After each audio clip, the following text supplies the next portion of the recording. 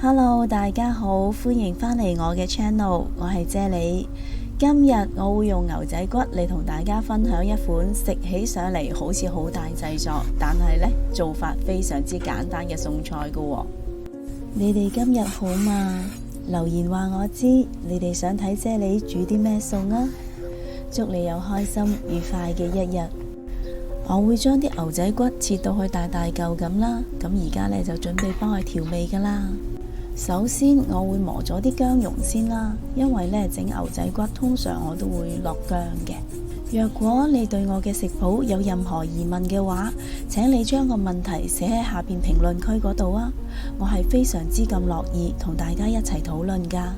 磨好咗嘅薑蓉就好容易壓啲薑汁出嚟㗎啦，我呢度大概用咗1個湯羹左右嘅薑汁啦。至於調味方面，我會用3個茶羹嘅粟粉啦，1個茶羹嘅糖啦，2個茶羹嘅紹酒啦，3個茶羹嘅豉油啦，1個茶羹嘅老抽啦，同埋2個茶羹嘅蠔油嚟調味嘅。我會將呢一個食譜嘅所有食材用料 list 咗喺呢條片嘅最後。如果各位有興趣煮呢個餸嘅話，將呢條片拉到最後嚟睇，就可以一目了然㗎啦。落好晒所有調味料之後，我會用一個揸醃嘅手法啦，令到牛肉嘅纖維鬆開，可以更充分地將所有嘅調味料吸收晒嘅。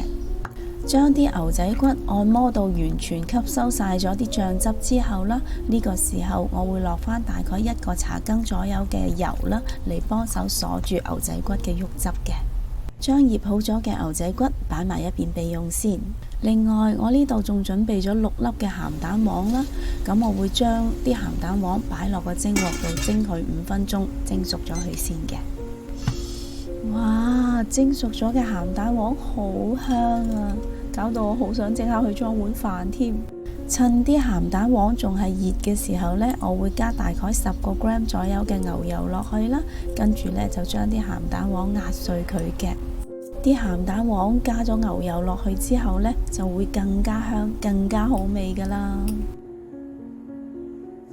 我會用個中火燒熱大概1個湯羹左右嘅油啦，跟住呢就將啲牛仔骨擺落嚟煎一煎佢。我自己呢就比較中意呢將牛仔骨嘅2面都煎到金黃色嘅，咁大概呢就每一邊煎大概2分鐘左右就差唔多㗎啦。哇！啲牛仔骨煎到啲牛油滲晒出嚟，好香啊！你哋會唔會同我一樣睇到都已經好想食啦？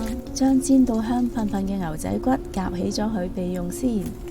呢個時候我會用煎牛仔骨剩低嘅油呢，將鹹蛋黃炒香佢嘅。啲鹹蛋黃呢會一路炒一路慢慢變成一啲泡泡嘅，咁當佢所有嘅鹹蛋黃變到好綿密嘅泡泡嘅時候呢，我就會將啲牛仔骨擺返落嚟。哇，好香啊！牛仔骨嘅香味加埋鹹蛋黃嘅香味交織埋一齊，呢個香味真係可以令人胃口大開㗎。呢個餸食起上嚟唔單止鹹香惹味，牛仔骨仲好鬆軟，好 juicy。不如你今晚都試下煮呢個牛仔骨啦。若果你都中意我嘅食譜，請你俾 like 同埋留言話我知啦。記得訂閱我嘅 channel， 順便撳埋隔離個鐘仔啊！多謝晒你嘅收睇，我哋下一個食譜再見啦，拜拜。